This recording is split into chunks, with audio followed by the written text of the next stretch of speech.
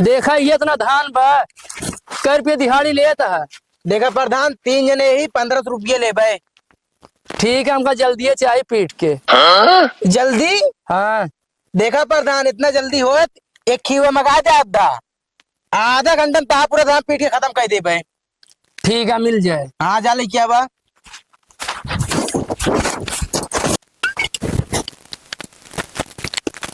Chess प्रधान ले ले। नहीं हम ना ले ले पी ले। अरे नहीं हम ना पियब।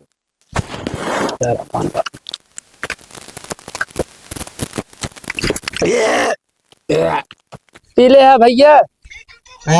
चलो पीटा है धान पीट जा धान पीट रखा नहीं पियाज दी नहीं ज्यादा नौटंकी छाटता है। चल धान पीट।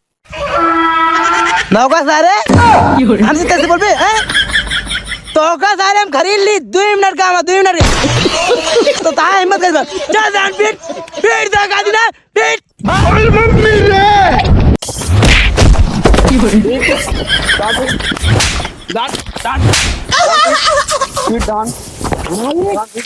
पीट डान ये मालिक तू जा हमें देख नहीं पिटवाएगा धान पीट।